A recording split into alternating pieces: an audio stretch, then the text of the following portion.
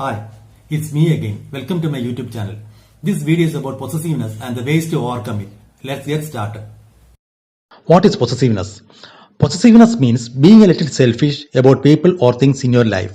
Sometimes people may be possessive about friend, partner or family member.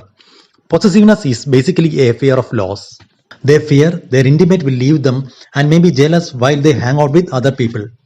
This situation will bring them in a state of fear, anger and sadness. Hence they will tend anything and everything to hold on it, and ultimately they will be in tears and even beg for love. In some relationships, we all feel some degree of possessiveness. Too much of possessiveness becomes a serious issue in a relationship. It affects emotionally, mentally and physically and gradually destroys the relationship. So it is important to recognize when it takes a bad turn. Let's see the difference between possessiveness and love. For a good relationship, it is necessary to differentiate between love and possessiveness. In love, there is trust, willingness to share, comfort, and respect.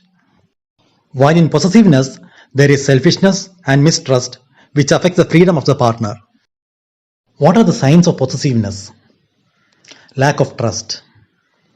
Interrupts you when you talk with other people. Complete control over you, like what you wear, where you go, etc.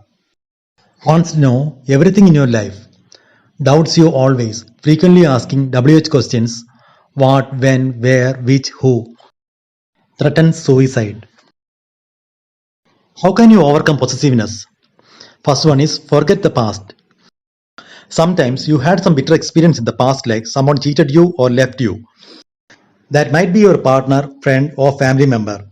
It may be a cause of insecurity feeling in you which leads to possessiveness. So forget the past and move towards the new moments and experiences. Don't mix your past bitter experience in your new life. Second one is communication. The worry about losing your partner make you disturbed. Try to communicate with the person and understand his or her wishes or needs. Let him know about your insecurities and work together for a better present and future. For a successful relationship, communication is very important. Third one is live and let live. Each individual have their own dreams and expectations. So give them space to survive and do not make them suffocate. Try to be supportive in their growth and career. You can also focus in your health and career. Fourth one is adjustment. Sometimes you wish to change the habit of other person which are not really according to you. In this situation, communicate with the person and take tiny steps and make a little bit of adjustments together. Fifth one is trust. For a successful relationship, trust is very important. So try to develop trust and don't allow possessiveness to rule your relationship. And next one is don't make assumptions. If you notice your partner has done something wrong, try to identify the root cause before making assumptions.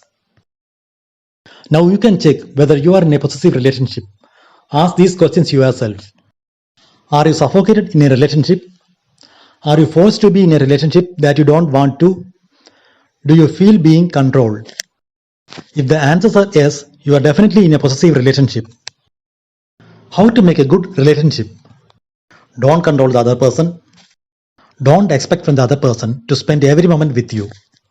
Don't try to know everything about the other person's day-to-day activities. That means don't do spy work like checking emails, WhatsApp, Messenger and other belongings to get a sign of lying or cheating. Don't beg for love. We are here to experience life and not to avoid. It is your ability to craft your life beautiful. Nothing is permanent in life. Thanks for watching this video. Please like, share and subscribe.